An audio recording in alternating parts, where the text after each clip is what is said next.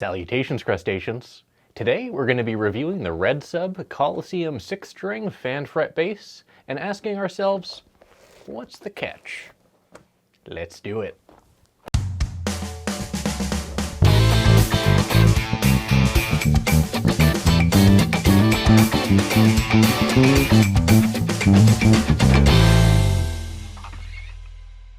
This is the RedSub Coliseum 6, a 6-string single-cut fan fret bass with active electronics and a roasted maple neck. The scales for the strings are, I believe, 36 1/4 for the B string, so that is less than a dingwall, and then for the G string we have a 34-inch scale. So relatively speaking, the fan on the frets of this bass is less drastic than what you get on the Ibanez EHB as well as the dingwall. Very much less than the dingwall. That goes from 34 to 37 inches on 5 strings, where this is going from 34 to 36 1/4 on 6 strings. So definitely less of a fan here. However, it does have its benefits. You do have a really nice B string with the 36 1/4 inch scale. It's definitely not lacking there.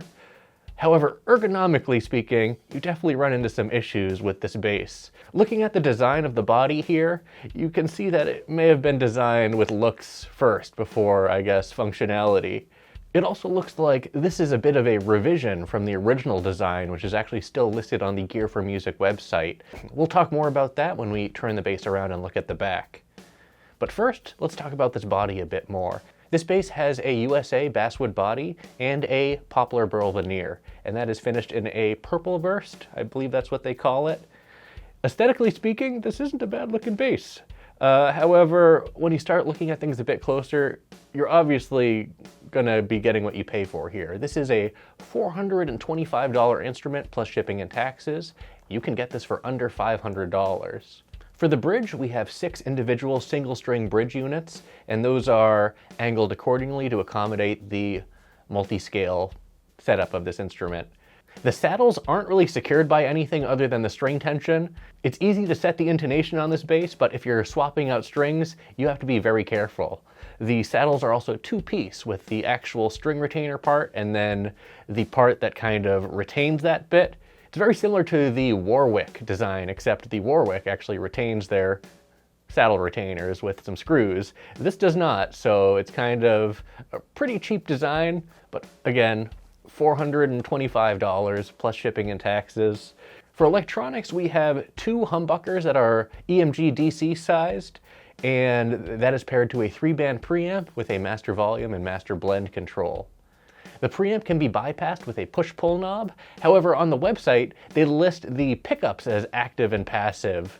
I don't believe that's the case. I believe you're just bypassing the preamp with the push-pull. I don't think you're switching from the pickups themselves being active to being passive. The neck is actually a really nice and comfortable roasted maple neck with a black binding. You have 24 frets, and again, the B string is a 36 1/4 inch scale and the G string is 34-inch scale. Up at the headstock, you have a matching finish to the body and 6 lightweight, though very mediocre tuners. These are not good tuners. Let's go ahead and turn this bass around and see what the back looks like.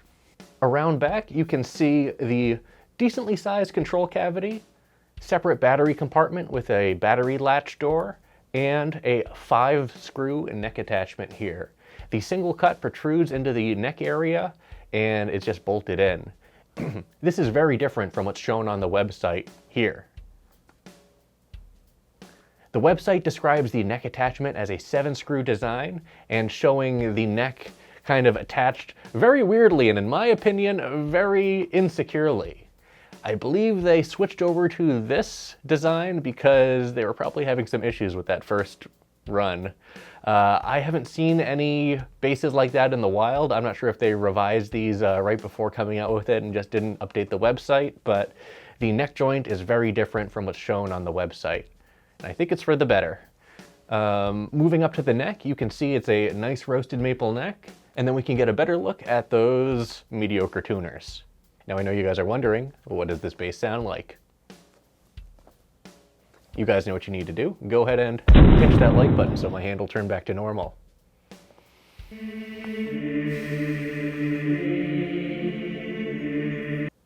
Thanks.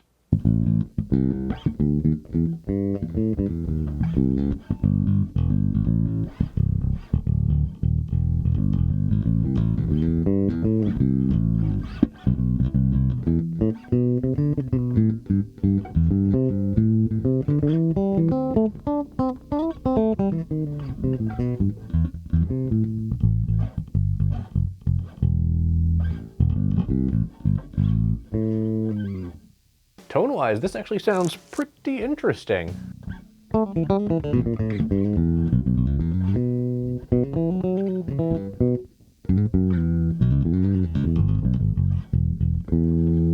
Now on the website, they list the string spacing as 18 millimeters.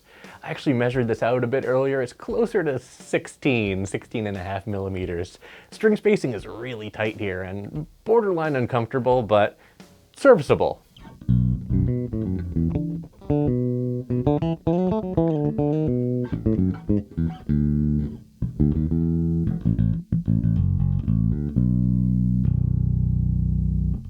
That B string also sounds very defined. So what you've heard thus far is with both pickups engaged and the preamp centered. Let's start checking out these pickups individually and mess with this preamp a little bit. Let's start with the neck pickup first. Now I gotta say, these controls are a little weird, more unorthodox than you'd expect. The volume knob is here in the center, the blend knob is out back, and then you have your 3-band EQ with the bass, the mid, and the treble. So here is what the neck pickup sounds like with the EQ centered.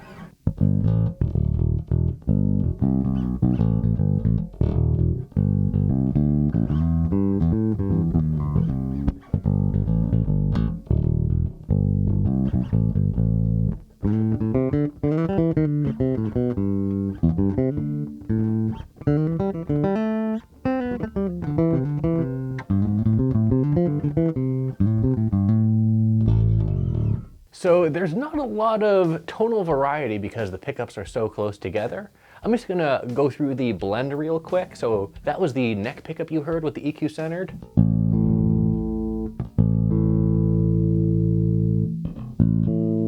That's both pickups together.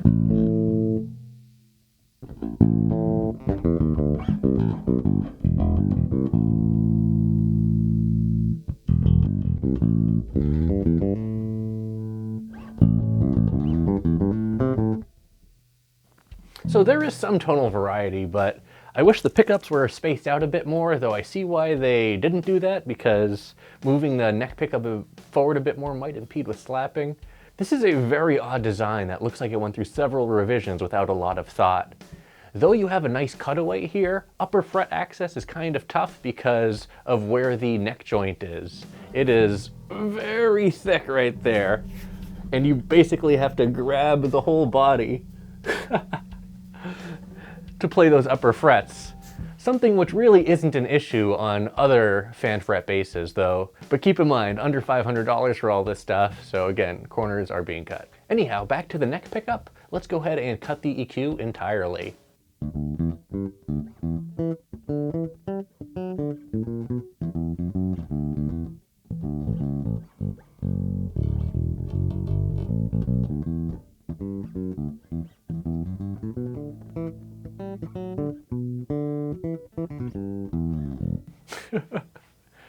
Now let's bring the bass up to center, see what that sounds like.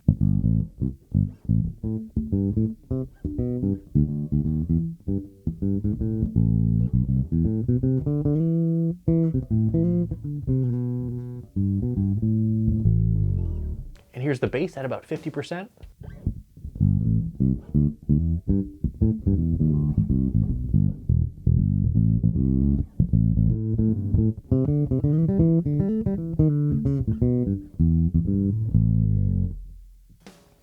With just the bass control engaged, it does get a bit boomy. Let's go ahead and add some treble onto there, see what happens. Here's the treble at 50% as well.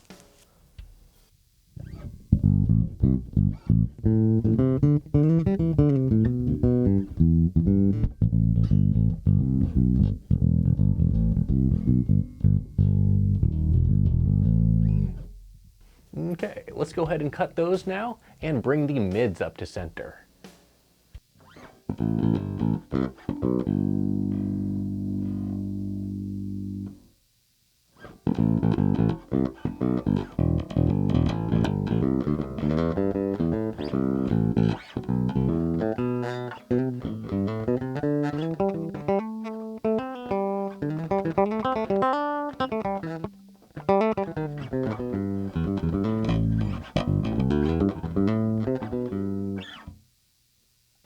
I really don't like how this EQ is voiced, just my opinion. That being said, this is a perfectly moddable instrument, so you can absolutely do that if you so wanted to. Now here's the mids at 50%.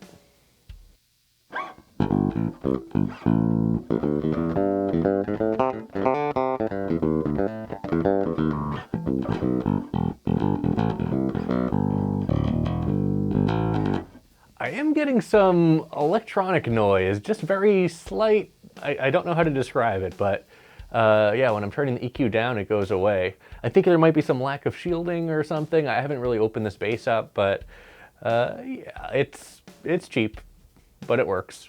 Let's move over to the bridge pickup now. Here is the bridge pickup with the EQ centered.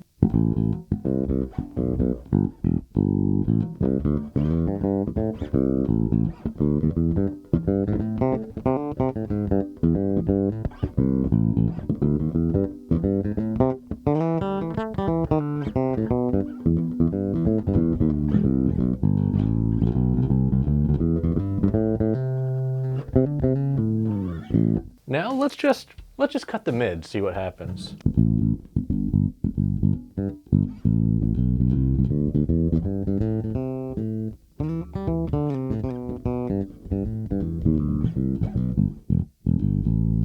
Okay, now let's boost the mids to about 50%, leaving the bass and treble centered.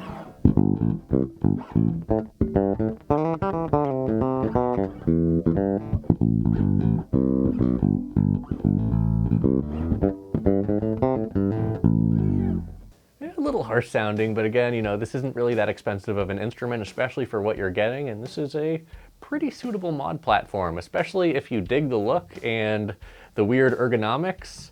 This is not going to be a well-balanced bass, relatively speaking, given that the strap point is over here, the neck is relatively long, and the body is also relatively light.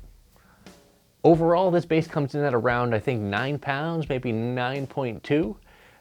So this is not a heavy instrument, and for a 6-string multi-scale with a roasted maple neck, I would think that most of that weight is going to be living on the neck and some of it on the headstock with these tuners. These are lightweight Goto style tuners, but they are not good. They are very not good.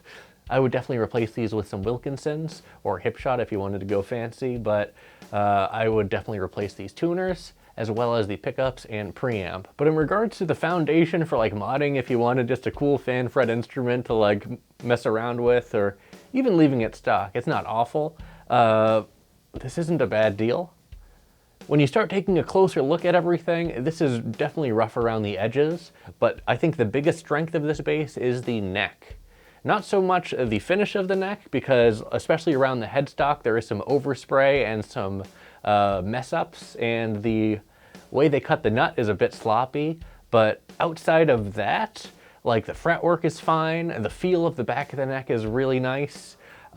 This isn't a hard instrument to play. However, again, at the upper fret registers, you are dealing with the neck joint, which is a bit bulbous. Now I'm going to go ahead and center the pickups. Let's see how this bass slaps.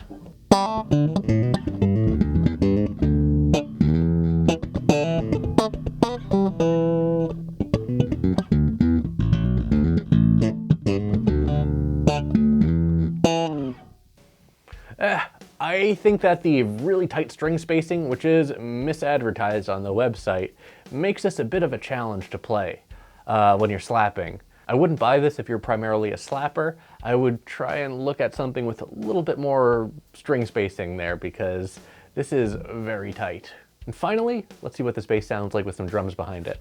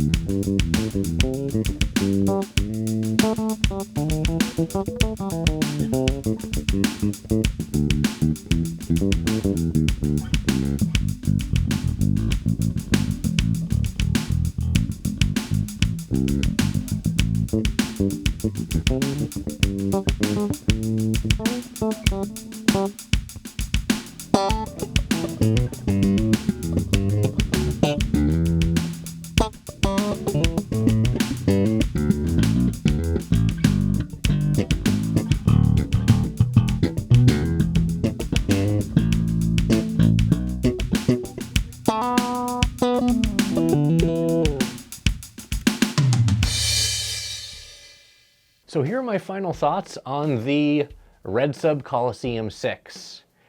This is a weird instrument, and it's being misrepresented quite a bit on their website in terms of the neck joint, as well as the functionality of the pickups, saying that the pickups are active and passive. I do not believe that's the case. They also kind of tout how good this sounds and how unique you will be by playing this. In reality, this is a instrument. It's inexpensive, don't get me wrong. It is a $425 instrument plus shipping and taxes and yada yada. However, what you're getting here is spread a little bit too thin. I guess that's the way to put it. They give you a lot of features for very little price. However, what they do give you is extremely cheap. And I think that they invest most of their money into the neck and the fretting and the roasting process. This is a comfortable neck. However, combined with this really weird neck joint, which protrudes into the neck right about at the 16th fret, it makes it very uncomfortable to play in the higher registers. On top of that, the string spacing is misadvertised. They say it's 18 millimeters, but in reality, this is closer to 16 millimeters. It's very tight, very, very tight. And that makes it a challenge to play if you're a slapper or used to wider string spacing. Initially, I was gonna mod this, but I don't really think it's worth it, honestly. There are some inherent flaws with the design of the bass, including balance, ergonomics, and upper fret access that make me rethink modding this bass, and I would probably rethink purchasing it as well. It's not unplayable and it doesn't sound bad, don't get me wrong. However, it's a cheap instrument and you're getting cheap electronics as well as a cheap body and cheap hardware. I think looking at this bass from the website, people are going to be getting the impression that they are going to be getting a bargain or something higher quality than it actually is. And I think those expectations definitely need to be checked, and I think they need to maybe tone down that verbiage a little bit, because this is not that great of a bass, relatively speaking, to what else you can get in the $400-ish price range. Sterling by Music Man, Sire, Squire are just some of the brands out there that offer great bargains at that price point. And Ibanez also offers some really nice budget 6 strings. I know their fan fret instruments start at around $1,000. However, if you were looking at the used market, you can probably score something for not too much more than this bass costs, plus shipping and taxes and all that. This bass is probably around $500 or so once you include all that stuff, as it does ship from overseas if you're in the US. And a used multiscale Ibanez is probably in the $600-700 range, maybe $800 if it's in really good condition. So yeah, I would probably go with the Ibanez. The Ibanez does have tight string spacing as well, though not as tight as this, and in my opinion is of much higher quality. So what I'm going to rate the RedSub Coliseum 6. I'm gonna go ahead and rate this bass 2 claws out of 5. It is a not great value for the $500-ish that you're gonna be paying after shipping and taxes. And I don't think that it's really that worth it here. It is a feature-packed instrument that definitely spreads itself thin quite a bit in regards to the quality of its hardware, as well as the quality of its electronics. It may be nice to look at, especially on the website. However, what you are going to get is definitely going to differ from your expectations. At least it did for me. If I were looking at this bass to start messing around with a multi-scale instrument, I would honestly save my money and get something just a little bit more expensive on the used market, like from Ibanez, as those basses are superior in both the quality of their hardware as well as the electronics. This is just cheap feeling. Though the neck, again, does feel nice up to the 16th fret, where the neck pocket just bulbously protrudes in there, so. So anyways, those are my thoughts on the RedSub Coliseum. I would probably avoid this bass unless you really, really, really dig the looks and like what you heard. However, I would personally steer clear of this bass. Well, that's it for this video. Thanks for watching, everyone. Be sure to like, subscribe, join our Discord, and leave a comment down below and let me know what you think about the RedSub Coliseum 6. And as always, until we groove again.